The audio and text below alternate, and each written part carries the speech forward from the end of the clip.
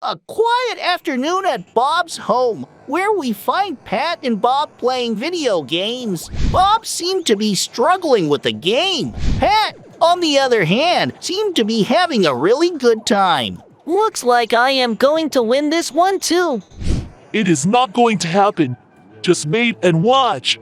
Alas, Bob still lost. This made Bob very angry, and in his anger, he hit the table, which caused the glass of juice on it to fall to the ground.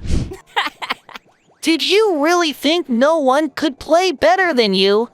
Bob's mother enters the room and sees the spilled juice on the ground. What happened here?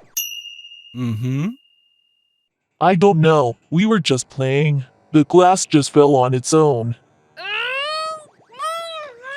Sure. It was the table that toppled the glass, right? All right, playtime is over. You have a test tomorrow, so you better study hard for it. I already know everything. I will study before going to bed. Right now, I want to play more games.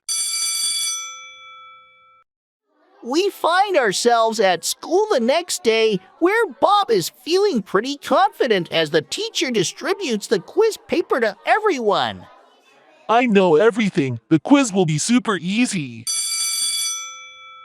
The next day, the teacher handed the quiz back to Bob. The quiz had a big F on it. Bob seemed surprised that he had failed the quiz. What? How? I thought I knew everything and would easily ace the quiz. Him? Would you like to share how much you studied for the quiz? Bob starts to feel nervous, and he looks at Pat to get an idea of what to do. Pat signals him to tell the truth. I am ashamed to admit that I did not study much. I spent the whole of yesterday playing video games. Him? I see.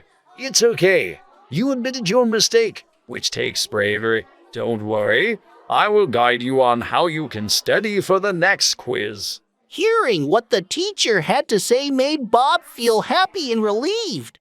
We find Bob focused on his studies, but he seems sad. I wish I had listened to Mom and had studied for the quiz when she told me to. Pat skips into the room with a mischievous expression on his face. Looks like someone learned their lesson. Yes, I should have studied for the quiz, but I have learned my lesson and will do better in the future. Also, I am no longer afraid to admit my mistakes and speak the truth. Okay, I get it. Admitting your mistake and then working on learning from it is the real lesson. Bob smiles and feels proud of himself.